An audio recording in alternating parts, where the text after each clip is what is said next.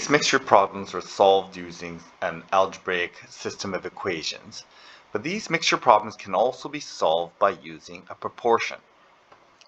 So let's take a look at these problems from a slightly different perspective. So this problem, we know the first problem we have start with 40% acid, 80% acid, and we want to make a 60% acid solution. So we can look at this problem from a different perspective in that we can look at the proportion of this. So looking at this as a proportional problem, here I can say that I have a 40% solution, I have an 80% solution, and I want to get to the middle, which is 50%. What I have then here is I have a 10%, sorry, this is 60%. So I want to get to the middle, which is 60%. So here I have a 20% difference. And here I have a 20% difference. So I know that this is a 1-to-1 ratio. So I can split up the milliliters in a 1-to-1 ratio. So 200 milliliters and 200 milliliters. Okay, so that's fairly straightforward. We can kind of rationalize this without this diagram. Now, it doesn't quite work this easily, and I'll show you with this next problem. So when we do this problem, and we'll set it up exactly the same way.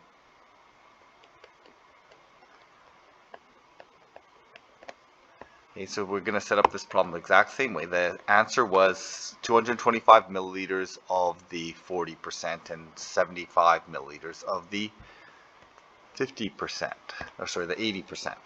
Okay, so I'm going to set this up exactly the same. So we have 40%, we have 80%, but now in this case we're going to end up at 50%.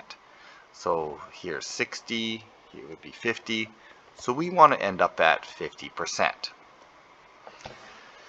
Okay, so we can see by the number line here that the proportions are going to work this way. There is a 10% difference here. There is a 30% difference here. So this is in a 3-to-1 ratio.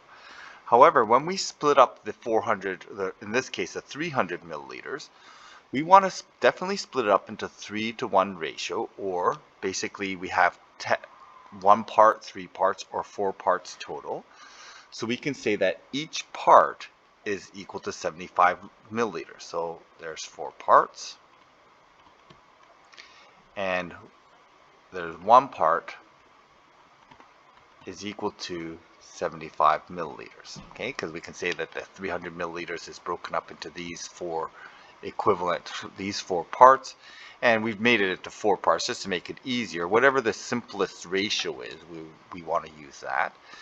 And 1 part's going to be 75 milliliters. Now, notice that it works slightly differently. So if I put 1 part as 75 milliliters here, and the 3 parts 225 milliliters here, this is actually the wrong solution because I want more of the 40% and less of the 80%. So what we want to do then is, we want to, if we understand it's a reciprocal relationship or opposite relationship, we can then say that we have 225 milliliters here, 75 milliliters here is our solution. So we need 225 milliliters of the 40% to get it closer to the 50%, and we need 75 milliliters of the 80% to get it further away from the 80%.